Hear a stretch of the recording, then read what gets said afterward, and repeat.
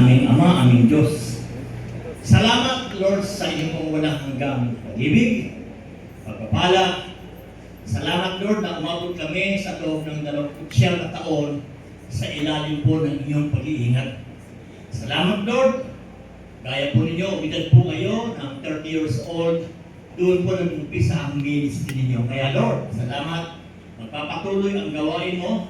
Magpapatuloy po sa ilalim ng inyong gabay, sa ilalim po ng inyong pag-iingat, sa ilalim po, Diyos, ng inyong mga aral. Lord, salamat at muli kami nagkakitipon. Salamat, Lord, na bago pa ibuka ng aming mga labi, dininig na ang aming po mga panalangin. Muli sa hapong ito, bilang pagpapalik po ng pasalamat sa inyo, ikaw lamang po itataas, ikaw lamang, Lord, ang dadakilain.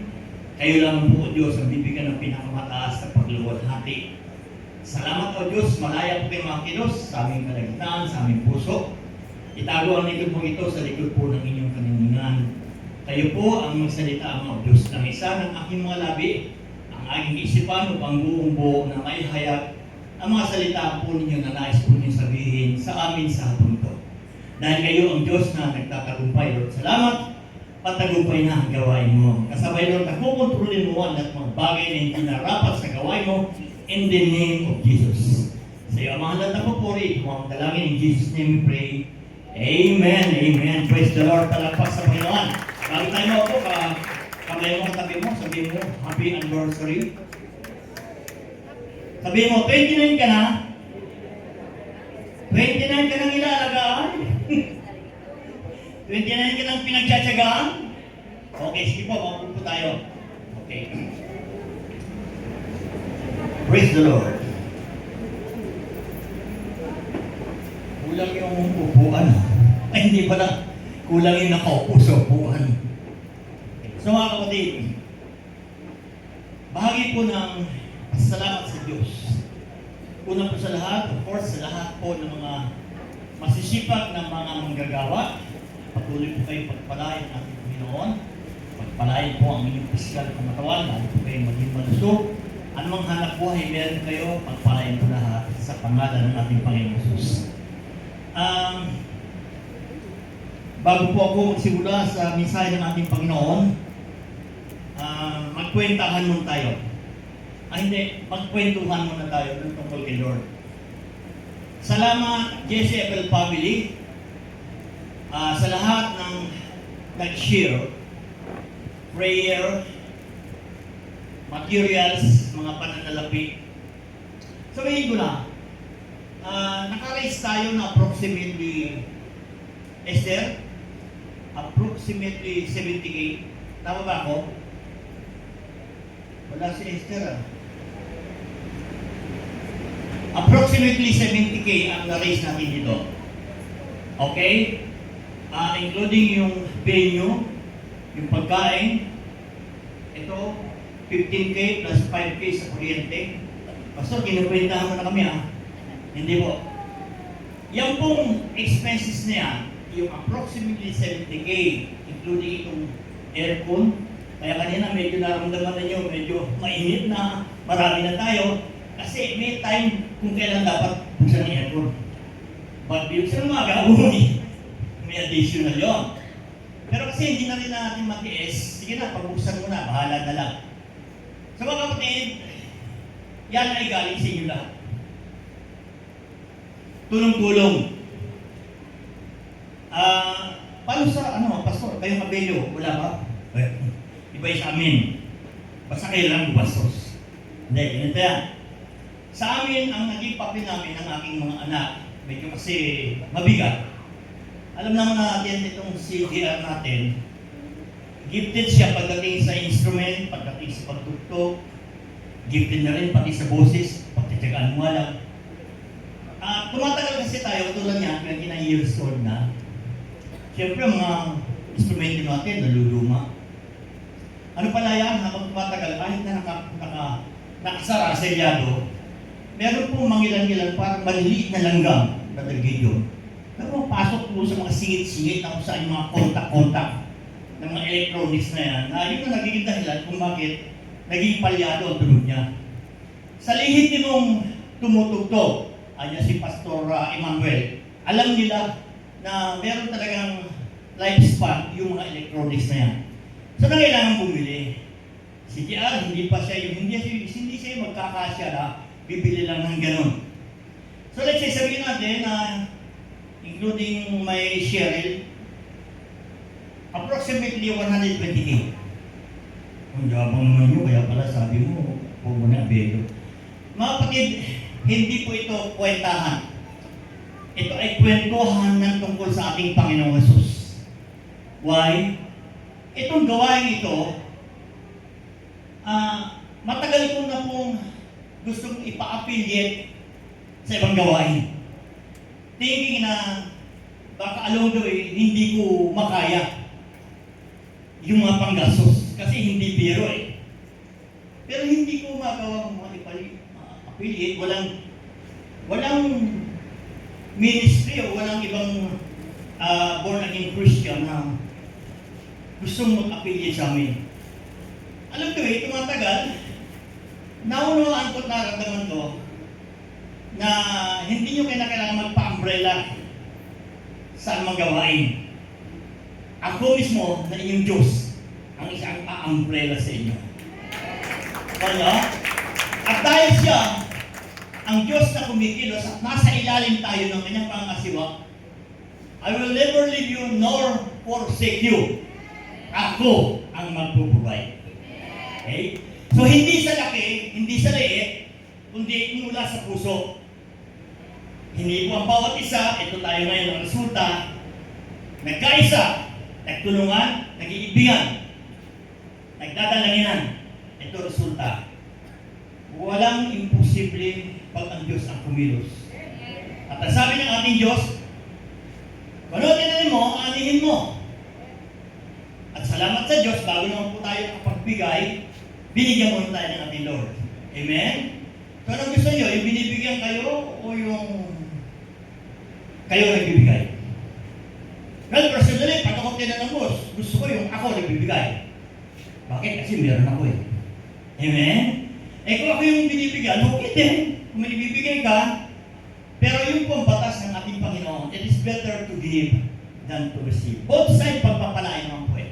Ngayon, anong ibig ko sabihin? Dahil ito po, gawain ng ating Diyos, naka-umbrella tayo sa power ng ating Diyos, sumusunod tayo sa kung ano gusto ng ating Diyos. Nakailan po tayo sa sinasabi po ng salita ng Diyos. Like for example, sa Exodus chapter 5, wala po yun dyan sa visual natin. Nakalagay doon, sabi nga ng ating Diyos, Moises, yung mga Israelita, tawagin mo nga. Sabi mo sa kanila, magdala sila ng kung anong meron sila. Ginto, pila, at pag pinasa mo, meron pa doon, buhok ng kambing. Ano yun? Buhok ng kambing. Tinaan mo ng kulay pula. Anong value nun? Hindi ba? Pero kasi pag ang Diyos ang humingi, meron itong pangangailangan na ilalagay niya. So mayroong malaki, ginto at pilak, at mayroong parang walang halaga.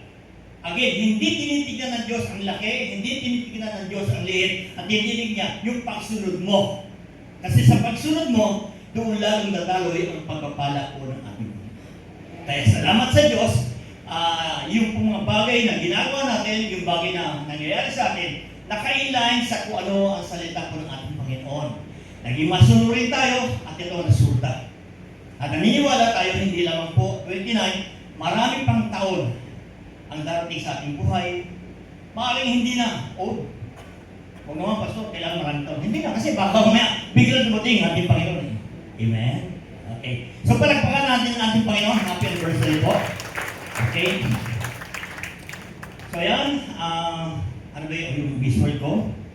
Okay. Ngayon, mga kapatid, ang pinaka-title po nito is, sabi gano'n, Be brave, I have defeated the world.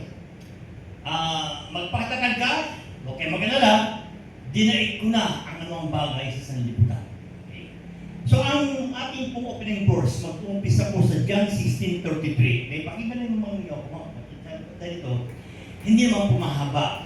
Okay, bigyan niyo ako mga 3 oras lang. Okay lang sa inyo, mga kapatid? Amen, hinang amen.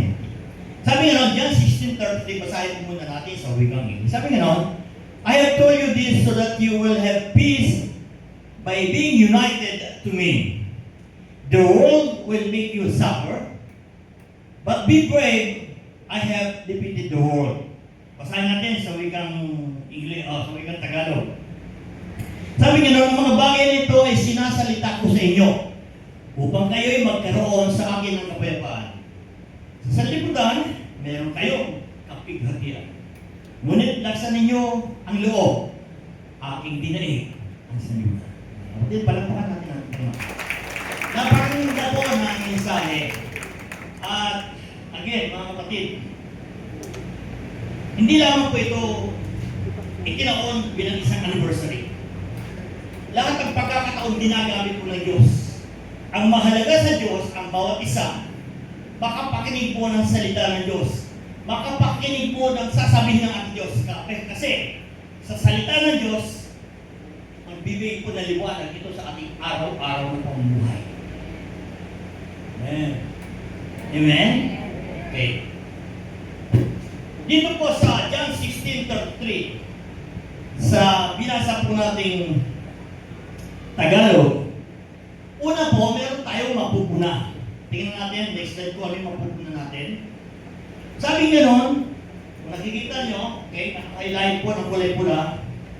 Sabi nga nun, sa mundong ito, dadanas kayo ng matinding kapighatian. Ayan na naman tayo.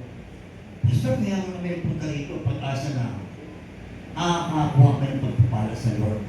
Pero pagkatapos, ganyan ang salita ng ating Panginoon, dadanas tayo ng kapighatian, kahirapan, kabigatan. Well, ang Diyos ng pag-ibig. Kung pupunahin niyo, ito muna yung binigyan ng Diyos ng diin. Kasi ito yung kasalukuyang nangyayari po sa atin. Tanggapin natin o hindi. Halimbawa, for example, sa Matthew chapter 24 verse 7, tingnan natin yung mga sinasabing kabigatian, kabigatan. Tanggapin mo hindi, ito yung kasalukuyan nangyayari. At mayroon pong malaking kinalaman ito sa ating pong araw-araw ng pamumuhay. Ano ang kahirapan yun? Anong kabigatian? Magsisitindig ang bansa laban sa bansa at ang kaharian laban sa kaharian. Magkakagutom, lilindol sa iba't ibang dako. Mga kapatid, nangyayari dito? Okay. Isa pa, Matthew chapter 24:6, sabi nyo, makakarinig kayo ng mga digmaan, mga alingaw ng mga digmaan. Ingatan ninyo na huwag kayong maguluhan sapagkat kinakailangan ito'y mangyari datwa't hindi pa ang wakas. Okay? Makakarinig daw po tayo mga digmaan at mga alingaw, ingay po ng mga digmaan. Okay? Tayo po ay parang bingin-bingin na, alam na po natin mga nangyayari, lalo pa sa parting Middle East. Then, saan galing at bakit nagkakaroon ng anumang digmaan o kaguluhan? Well, wala nang pong ibang panggagalingan. Tao. Hindi po lahat ng tao, kundi yung mga taong alipin po ng kasamaan. Alam naman natin na mayroong tao na nagdala sa kasalanan. Praise God, tayo dito sa hapong ito. Tinalikuran natin ang ating kasalanan. Amen. So sabi nga nun, another matinding kapigitian, next slide sa 2 Timothy chapter 3 verse 1, tingnan natin yung nature po ng tao. Sabi nga nun, tatawag alamin mo ito na sa mga huling araw ay darating ang panahong mapanganib. Okay, na-mention na yung ilang mga bagay na nangyayari sa pagkiligan, nandun yung gera, nandun yung mga lindol, etc. And then ito pa, next slide. 2 Timothy chapter 3 verse 2, sabi nga nun, sapagkat ang mga tao ay magiging maibigin sa kanilang sarili, self-centered, maibigin sa salapi, mayayabang, mga mapagbalaki, mapagtumayaw, masuwayin sa mga magulang, mga walang turing, mga walang kabanalan. Mga kapatid, yan po ang ilang mga kapighatian na sinasabi. Lalo pa kasama dito yung nature po ng tao. Eh pag pinag-usapan po natin ang tao, mga kapatid, napaka-precious mo sa harap ng ating Panginoon. Would you imagine yung buhay ng ating Panginoon, inilaan niya para lang tayo magkaroon ng buhay walang hanggan? Tayo ang dahilan kung bakit siya napako sa krus. Tayo ang dahilan kung bakit niya ginawang taong sarili. Tayo ang dahilan kung bakit nagkaroon po siya ng 39 lashes sa likod. Lahat tayo ang dahilan. Kasi, mahalaga tayo sa Diyos. Yung mga bagay na dinanas na hirap ng ating Panginoon, yung ating Diyos na hayag bilang isang tao, tayo dapat ang dadalas nun. Pero hindi niya pinahintulot. Bakit hindi mo kaya? So, ang kailangan mo na lang paniwalaan yung mga bagay na yan. Amen? Okay. Sa mga kaguluhan, sa mga matinding kahirapan, una-una, alam po natin ang nangyayari sa Middle East. Kung makailan lamang, hindi ba nagkaroon ng anumang gulo, nagkaroon ng digmaan. So, ano nangyari? Apektado, of course, ang mga prime commodities natin. Nagkakaroon ng blocking doon sa supply ng crude oil. So, resulta, mga prime commodities nagtataasan. Amen? Gasolina, doble. Pag-usapan pa natin ang electricity. Hello? Walang hindi biktima dito. Yung dati mong kuryente, 2,000, naging 4,000. Yung 4,000, naging 8,000. Would you imagine, doon sa amin sa bahay, tulong-tulong kami ng mga anak ko. Brother Gideon, nag-raise ng 21 million something. Ay, laki mo no? 21,000. Yung babayaran namin. Wala ka magawa, no choice eh. Kaya nag-isip na kami ng aking anak na si Gerard, magpapakabi kami ng solar. Mahal pa rin. Pero one time ka lang gagasto. Kaya lang, Brother Gideon, ito. Brother Gideon, kasi siya makakaintindi ng mga example ko eh. Kaya lang, Brother Gideon, ganito. Magkakabit ka ng solar, ba't na kailangan isinusulog yung batas, kailangan iparehistro mo muna sa Meralco. Titignan nila kung capable yung bahay mo, nalagyan ng solar. Kung hindi mo ipaparehistro, hindi ka pwede magpakabit ng solar. Imagine, ang tao ngayon, nagtitipid, humahanap na lahat ng kaparaanan para magtipid. And yet, solar is isang kaparaan. Pagkatapos ngayon, magpapawal naman, saan tayo pupunta nito? Di ba? Ayan po ang ilan sa mga kabigatian na nangyayari. Yung namamahala sa atin, hindi na sila magkandatuto kung ano yung mga bagay na pag-usapan nila tungkol sa, ang tagal ng pinag-usapan tungkol sa, flood control. Hanggang ngayon, pinag-usapan pa rin. Hindi mo malaman kung sino totoo, kung sino. So, apektado tayo mga tao. Tama po ba? Idagdag pa, yung sinabi ni Rod kanina, yung po mga namaril na mga estudyante, nakita ko yun. Akala ko AI lang, totoo pala. Plus yung babae na, batang babae, bigla na nung, akala ko, suntok lang, makita ko yung kutsilo. Sabi ko, pasama ng Diyos. Mga kapatid, lahat tayo apektado. Amen? Yan sinasabing matinding kapighatian. Okay. Sa kapila nito, makikita natin, meron pa rin mga mga tao na namumuhay ng ayos. Malaya pong nakakapag-mall, bumibili ng mga mamahalin kung anong gadgets, kahit na 60,000 na 70,000, basta naka-update yung gadgets ko. iPhone 13, iPhone 17, di ba? So, ibig sabihin, Pastor, ang Diyos ba meron sa tinitigan, meron tinititigan? Bakit may mga tao mahihirapan? At bakit merong tao mayaman? Well, mga kapatid, sabi ko sa inyo, bakit meron mayaman? Yun talaga ang plano ng Diyos. Isang buhay na ganap at asya-asya. Para bigyan ng patunay sa mga mahihirap, hindi ka man nanatiling mahirap kasi meron isang patunay na Diyos nagpapala, meron mayaman eh. Amen. Well, kung merong mahirap, hindi ka dapat stay o stagnant sa pagiging mahirap dahil kasi sa iyong mga mata, nakikita mo may mga taong pinagpapala. Dapat yun ang naka-mindset sa iyo. Amen? Kasi doon mabubuo ang pag-ibig. Mahirap at mayaman, magkakaroon ngayon ng connection. Magkakaroon ngayon ng relation. Doon, makikita natin yung sinasabi ng ating Panginoon, saan man may isa o dalawa ng kakatipon, nandun ako sa kanya kalina. Amen. Sino gusto maging mayaman dito? Taas kamay. O, talaga naman. Sino gusto maging mahirap? Oh, okay. Palakpakan natin ang ating Panginoon. Okay. Okay. Kung pupunahin po natin, next slide. Punahin natin, next slide. Okay. Bago pa dumating sa kalagayang meron kayong kapighatian, ito yung nauna. upang kayo magkaroon sa akin ng kapayapaan. Yan. So, ibig sabihin mga kapatid, ang Diyos hindi po siya sadista.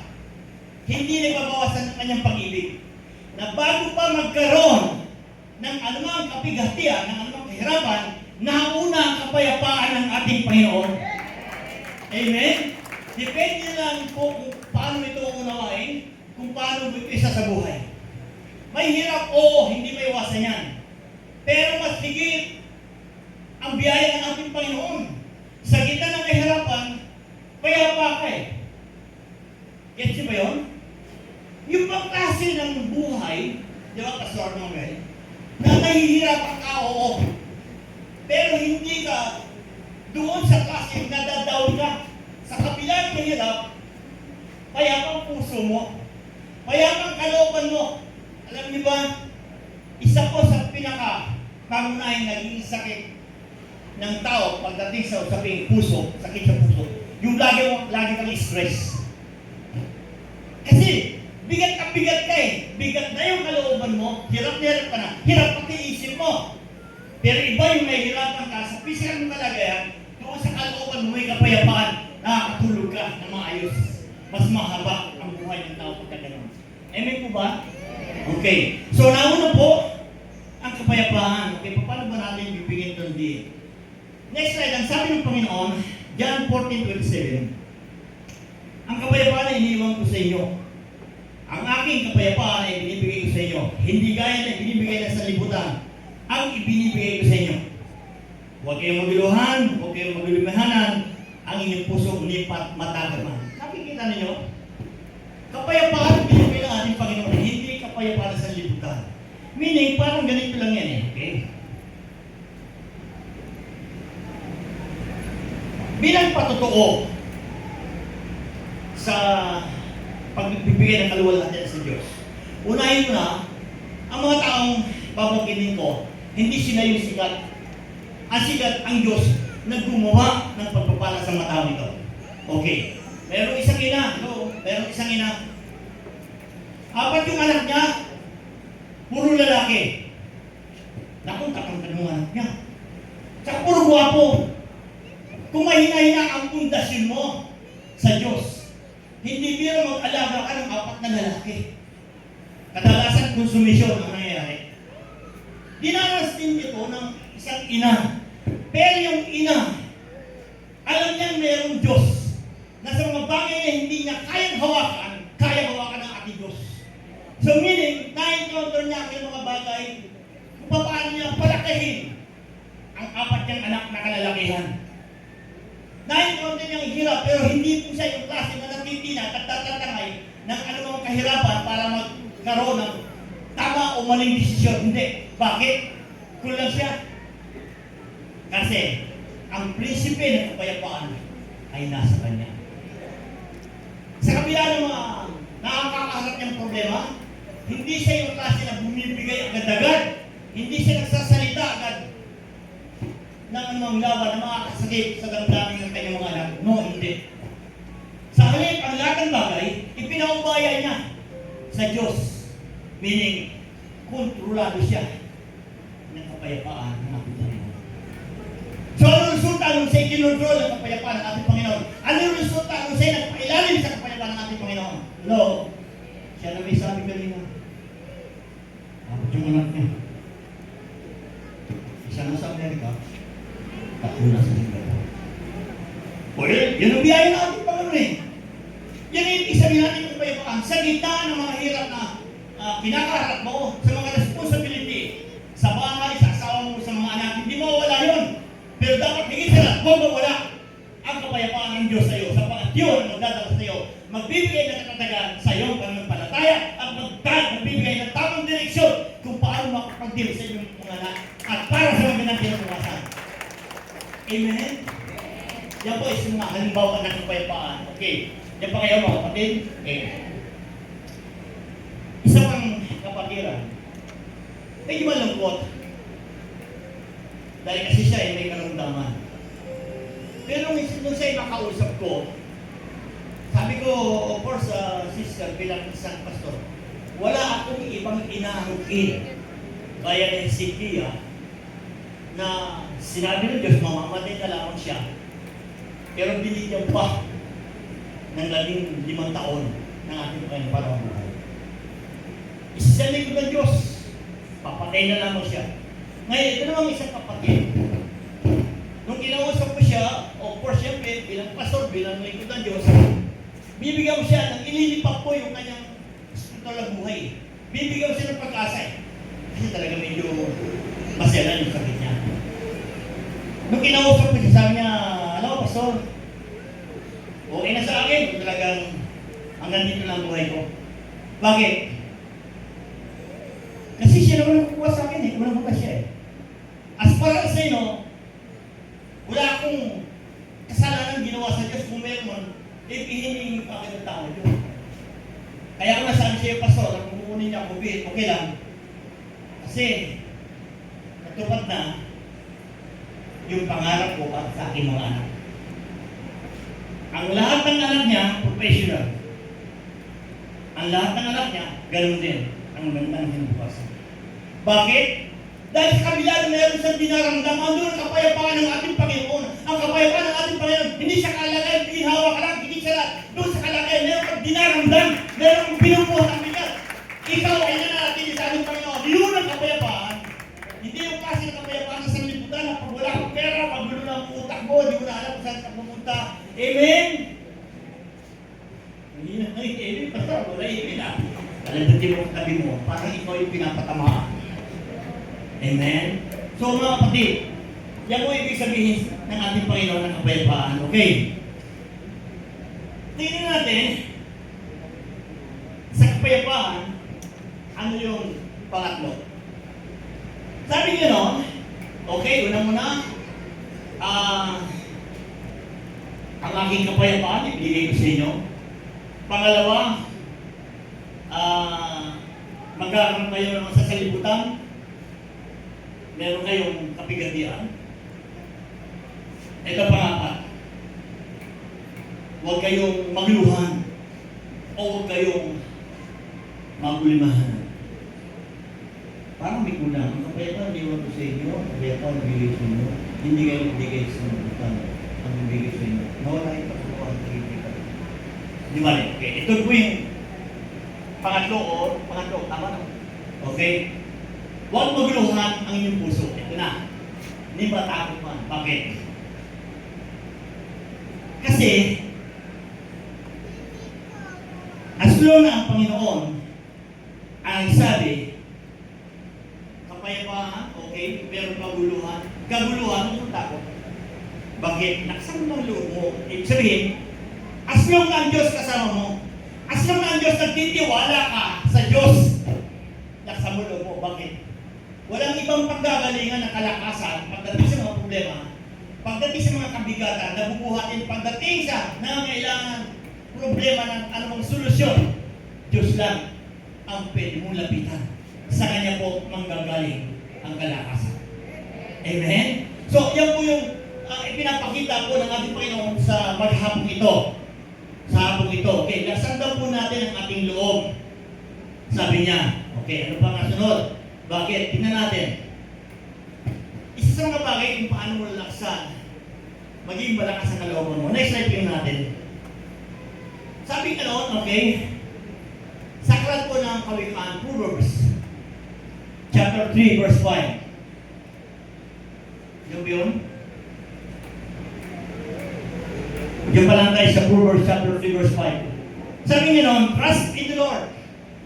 Kung paano yung kalakasan, na makakamtan mo, trust in the Lord. Kahit anong mangyari sa'yo, trust in the Lord.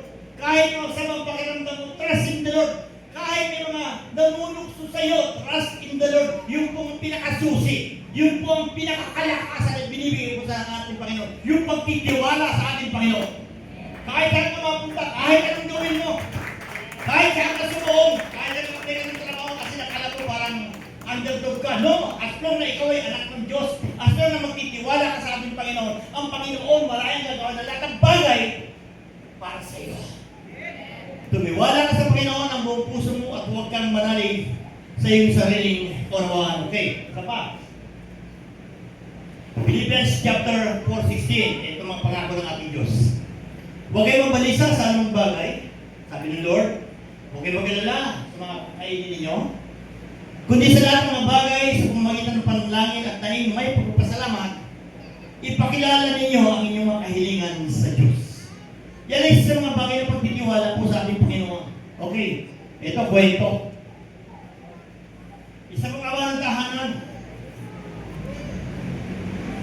Alam niyo ba yung awa ng tahanan ito? Nung nag-aaral pa po ang kanyang mga anak, yung pong gabi, ginagawa niyang araw, namamasada siya. Bakit niya ginagawa yun? Para kasi pagdating ng magbubugal yung wayway, ang kanyang mga anak, pag umaga, papasok para may baon at para may almusal. Kung titingnan mo, sometimes yung mga kapitbahay niya, ano ba yan? Papakamatay ka na sa ganyang kalagayan, baka naman magkasakit ka, hindi ka na natutulog. Well, hindi inintindihan ng tatay. Bakit? Dahil sa pangailangan ng kanyang mga anak. Sa kabila nun, hindi po siya nawalan ng hina ng kanyang pagtitiwala sa Diyos. Hello? Hindi po siya nawalan ng pagtitiwala sa Diyos.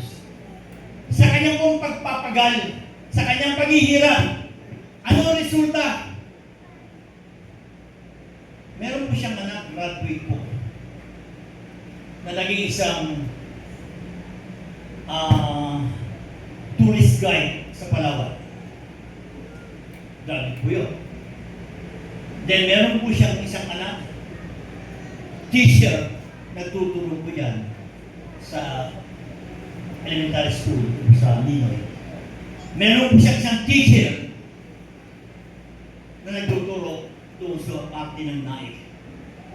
At meron po siyang anak na pulis.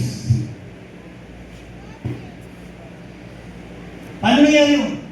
Dahil po sa katatagan ng kanyang pagtitiwala sa Diyos. Nagbunga ang kanyang katatagan sa pagtitiwala sa Diyos. Mga kapatid, yun po ang gustong ipakita sa atin ng ating Diyos. Yung lubos na pagtitiwala sa Diyos. Ano mang sitwasyon meron ka, pwedeng nalulugi ang negosyo mo. Pwedeng nanganganib ang status mo na baka matagal ka sa trabaho. Pwedeng hindi ka pumasa sa examination. Pwedeng hindi makapagbayad ng electric bill dahil sa taas ng kuryente ngayon. Kapatid, kung ikaw ay may malalim na pundasyon sa ating Panginoon, hindi ang magpahiwalay sa iyo sa piling ng ating Panginoon. Magtiyaga ka lang, magpatuloy ka lang, maging matatag ka sa pagtitiwala sa Diyos sapagkat ang Diyos ay hindi sinungaling. Bago ang disaster, yung lahat ang kapigatian, yung lahat ang hirapan, may kapayapaan.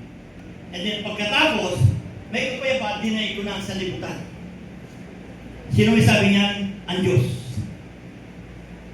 Kaya minsan, may nagtanong sa akin, Pastor, tuloy sinasabi mo. Sabi niya noon, kung dininig ng Diyos ang kahirapan sa mundo, bakit nila nagpapatuloy kahirapan? Parang sa tanong niya, sinungaling ang ating Diyos. Matapos ang maraming patutuo, matapos ang eye-to-eye na ebidensya na ginagawa ng ating Diyos, after all, meron pa rin palang pagdududa sa sarili mo. Kasi parang ang Diyos ay nagsisinungaling. Tingnan naman natin. Sabi nga no, Titus chapter 1 verse 2, tingnan natin. Sabi nga no, okay. Sa pag-asa sa buhay na walang hanggan, na ipinangako ng Diyos na di makapagsisinungaling buwan pa ng mga panahong walang hanggan. Ang Diyos po hindi siya sinungaling. Depende lamang po ito kung paano tayo makipag-ugnayan sa Diyos. Kung ipinagkakatiwala mo ang lahat sa Diyos, mga kapatid, itong pinakamahalaga sa parte ng buhay natin.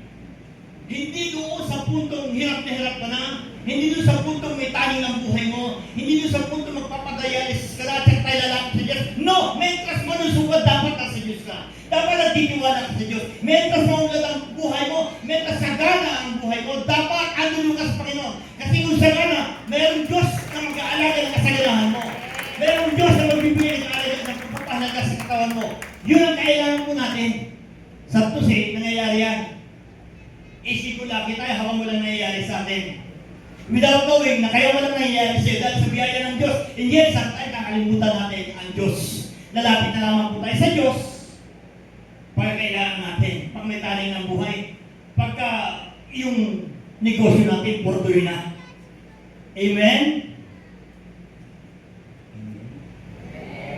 Palagpakan natin ang ating Panginoon. Tama ba ako o mali? Ako mali, pero ang Diyos tama. Amen. So, tingnan po natin mga kapatid. Isa pa sa mga dahilan kung bakit tayo nagkakaproblema. Kung bakit sometimes namamayani po na maranasan natin ng kabigatan.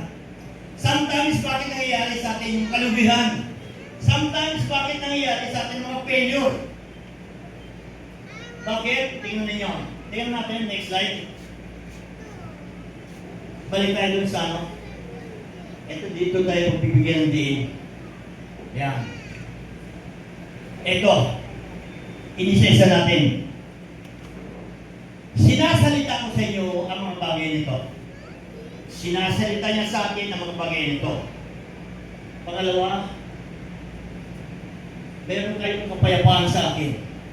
Pangatlo, dadanas kayo ng kahirapan sa mundo ito. Pang-apat, huwag kayo mag-alala, dinaig ko na ang lahat ng kabigatan sa mundo. Ito ngayon, ang nawawala po sa atin. Tanggapin natin o hindi, hindi tayo pwede magsinungaling.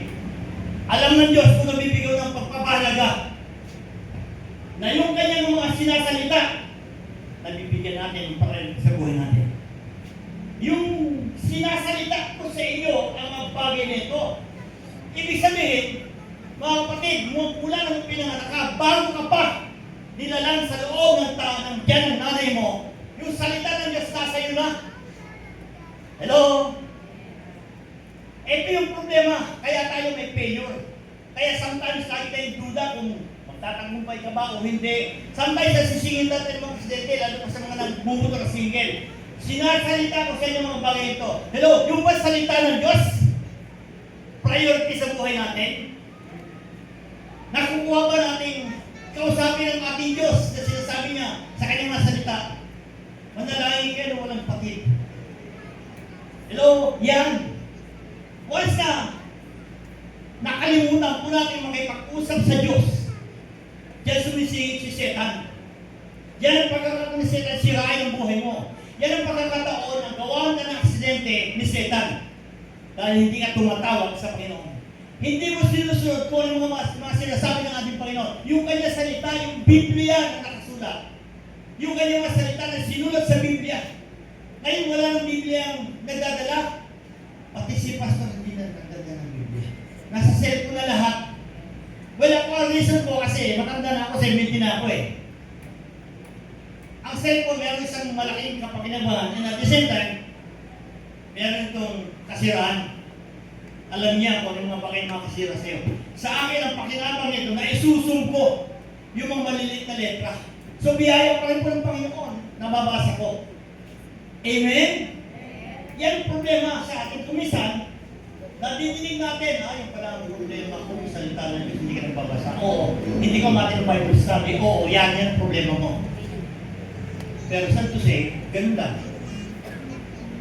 Kinakausap ko yung diretsa ng ating Panginoon. Ilan sa inyo?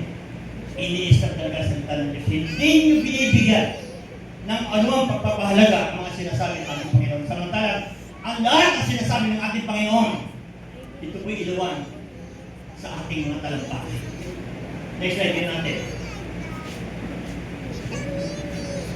Sabi ganoon, thy word is a lamp unto my feet and a light unto my path. Ang salita mo ilawan sa aking mga paa at liwanag sa aking landas. Saan ka pa? Yan hindi kadalasan pinapansin ng maraming tao.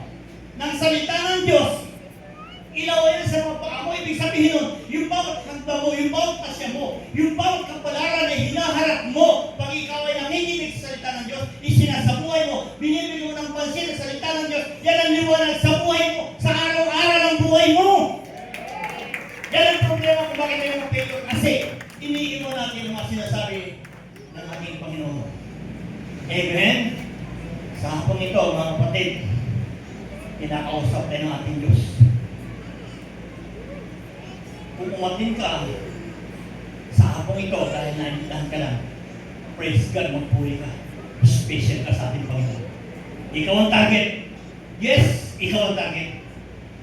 Hindi pwedeng mangyari na naintindahan ka lang. No, higit sa lahat. Ito po ay desisyon ng ating Diyos para makarinig ka ng salita ng Diyos. Sapagkat ang salita ng Diyos, lahat ng salita na lumalabas sa kanyang bibig, hindi babalik sa kanya na walang nangyayari. Gaganapin ito ang lahat ng nais ka para sa buhay mo ng tao. Magkaroon ka ng mabuting direksyon, magkaroon ka ng magandang kinabukasan, maging tagumpay ka sa lahat ng magandang kinabukasan, gaganapin ang buhay mo. Amen? Amen. Alam mo, yan ang nakakalungkot. Ito, aliwanag. Sinasalita ko sa inyo ang mga bagay. Sinasalita ko. Yung dapat, ang meron tayo. Sa tusay, wala. Yung iba nga eh, meron. Pero hindi nagagamit. Hello? Tahimik, ibig sabihin may tinamaan, brother. Di ba? Naku mga kapatid, sa panahon ito, kalat na ang lahat ng mensahe, ang lahat ng mga mensahero ng ating Diyos. Tapos mapabalikin natin Panginoon. May mga preacher na talagang pinag-aaralan mabuti yung bawat oras ng ating Panginoon. Gusto lang makuha ang accurate kung kailan dating ating Panginoon. Sa akin, kung makita mo sa Biblia, kung kailan eksakto dating ating Panginoon, hindi ko tuturo. Alam mo, ituturo ko, yung lagi kang maging handa. Maging handa na lagi mong binabasa sa salita ng Diyos. Maging handa sa anong bagay na mangyayari sa buhay mo, meron ang salita ng ating Diyos. Maging handa ka sa pagbabago ng buhay mo. Pag nagbago ang buhay mo, nagbago pag-uugali mo, hindi ka naman pagtanim sa mga loob, hindi ka tumador, hindi ka nalasinggero, wala ka ng bisyo. Nasa Panginoon ka na lang. Pagdating ating Panginoon, kasama ka. Amen. Mga kapatid, mahal tayo ng ating Diyos. Hindi pwede hindi mahal ng ating Diyos. Kung you imagine, dinaig ko na ang sanlibutan. May kapayapaan ka bago pa mangyari ang kapigatian, kahirapan. May kapayapaan ka. Pangako ng ating Diyos. Ang kailangan mo lang, yung sinasalita ng ating Panginoon, bigyan mo ng pagpapahalaga sa ating buhay. Wala kang pedo. Danas mo na dito sa dalawang siyang sa biyaya ng Diyos at pagpapaskol. Ang daming ng mga kapatero na pinagpala at patuloy mong pinagpapala.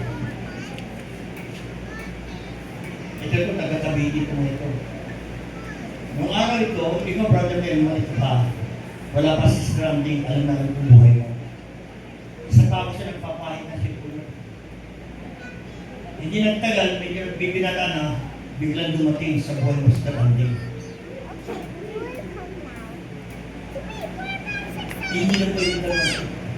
Easy. Sister Grace, yan po yung sekretary sa Cavite. Kagagraduate lang ng anak niya. Easy. Mga kapatid, again, hindi ko pinapatuto ang mga tao ito. Ang pinapatuto ko yung kabutihan, ginagawa, pagpapala ng Diyos sa mga sa akin. Sa inyo mga ngayon wala akong po napakinig sa salita ng Diyos. I pray yung sinabi sa Isaiah chapter 55:11 na hindi lalabas ang salita ng Diyos na walang mangyayari. May mangyayari sa inyo ang kinig ko. May mangyayari. Sa mga ngayon wala akong napakinig. May mangyayari. Bigyan mo na ng buwang of course. Amen. Ang Diyos sa buhay natin. Mahal tayo ng ating Diyos, mga kapatid. Ginamit ang anniversary ito. Ginamit para sa mga invited na makapakinig po ng salita ng Diyos. Sapat hindi nga ito babalik sa Kanya na walang mangyayari. Ang intention ng ating Diyos, pag siya nagsalita, ay payat na yung salita. May mangyayari sa buhay mo. Ano mangyayari? Magkaroon ka ng kaligtasan. Ano mangyayari? Magkaroon ka ng kapayapaan. Ano mangyayari? Umasenso ang buhay mo. Magkaroon ka ng lahat ng bagay pabor sa buhay mo. Diyos lang ang pwede gumawa yun. I Ayan ang isa, si Brother Bert Policardo, mabuti lang dito ka. Bago na ko yan. Anong kurso mo na? Ano yun? Boy, hindi ho natin pinamagap, pero pag napunta ka sa bahay niya, ma-amaze ka. Ha? Nakapag-aral siya? Ha? Nakapagtapos ha? Kung nakapag, umagda, di ba? See, hindi siya natin natin. Medyo sasagarin ko na, Brother Bert. Yung mga magulang yung pag nakilala ninyo, sabihin ninyo, uncapable para magpapaaral.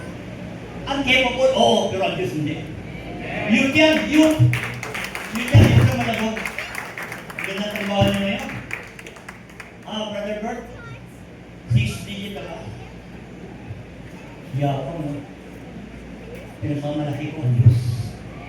Yung ginawa ng Diyos, ay naku. Sister Christina, ano? Palain! Ano, ibento kayo sa akin? Kasi, Pastor Gadi, ibento kayo sa akin? Baka sabihin, nag-iayabang tayo eh. No? Sa inyo mga hindi nakakilala sa akin. Nakalika tayo ka rito na. Tayo ka rito. Tayo pa lang. Huwag kang mayira sa buhay mo. Huwag kang mayira. Anak ko yan. Ayan, nagturo po yan sa Korea. Ngayon, nagturo pa rin. At mukhang pa-addition naman. Sabi ko sa niya, ito yung Jesus number ng Korea. Yung isa si Borowski, nag-MC, ay, anak ko rin yun, kita no? Malusog. Ganyan yung balay. Sound ko. Mga kapatid, yung CGR na sinasabi ko, tinatawag nilang master kasi yung para siyang jack of all trades.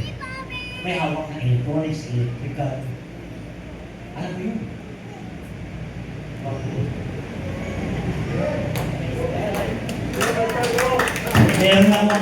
Meron akong CPA na, tayo ka ng konti.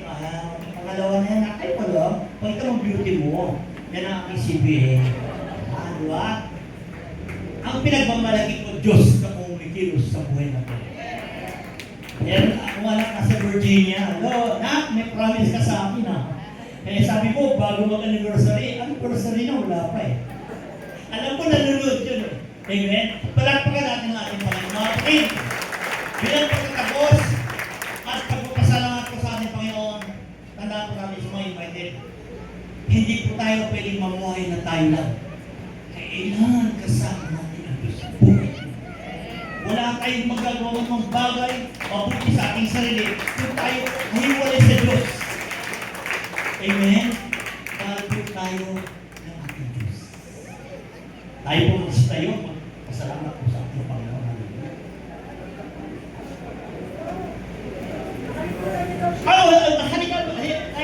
Halika na! Oh, ito yung halos, ito yung hindi ka dito. Hindi ka dito. Ito yung aking anak na halos katuwang ko sa lahat ng mga activities. Halos ang papa niya, dahil matanda na, hindi na makakilos. Ang ginagawa ko, halos preaching na lang, mando-mando. Siya ang, dito ko. Siya ang, ano ko rin yan, bunso ko yan. Siya ang ginagamit ng ating Panginoon. Teacher din po yan. Saan ang teacher na? Malabon National High School. Okay. Halika na ko. Kunin mo yung Gcash ko. Panagat, maraming salamat po sa kabutihan po ninyo. Salamat Lord na kami po ay umabot ng 29 na taon sa biyayang Panginoon, kami po ay lumalakad ngayon sa ika-30 taon. At inaangkin namin, Lord, ang biyaya mo at patnubay mapapatuloy po sa amin. Salamat, Lord, sa buhay na patutuo ng lahat ng mga kapatiran, Panginoon na Diyos. At salamat, Lord, sa patuloy mong pagpapala pa na ibibigay sa ilang mga kapatiran na nandito ngayon. Ganun din naman, Lord, I pray Lord, sa mga naimbitahan. Ang kinin ko, Lord, Isaiah chapter 55 verse 11, hindi ito papalis sa inyo na walang biyaya. Kaya I pray sa lahat po, Lord, ng mga na-invite, Panginoon Lord, ito po ang araw ng biyaya para po sa kanila na sila po ay makapiling ninyo. In Jesus' name. Pagpalain po ang bawat hanap buhay ng mga kapatiran. Pagpalain po ang lahat ng mga nagmumotor po ng single, ilayo sila sa disgrasya at makan. Ang mga kapatiran sa todad, Panginoon, pagpalain po sila, patuloy silang bigyan ng kalakasan. Ang ating pong mga anak, inangkin namin, Lord, na nasa ilalim din po sila ng inyong gawain patuloy. Salamat, Lord, sa banal mong mensahe. Salamat sa biyaya mo. Salamat sa buhay ng mga kapatiran na ito. Sa aming pong pasamantalang paghihiwalay, Lord, ang bawat sa ingatan, Panginoon ng Diyos. Bagamat matraffic, maraming sasakyan, Lord, we do believe na iingatan po niyo sila. Makakauwi sila ng tahanan ng payapa likas sa pangalan mo, Panginoon, sa Hallelujah. Lalo pa ang mga kapatiran sa Cavite, Panginoon, ingatan po sila. Lord, muli sa iyo lahat ng papuri, sa iyo lahat ng pasalamat, to God be all the glory. There's all our prayer, in Jesus' name we pray. Everybody saying, Amen. Okay. To God be all the glory, to God be all the glory. To God be all the glory. Hallelujah. Bumalik ka sa tayo, biyahan natin, Panginoon. Pero bago paghayo, mga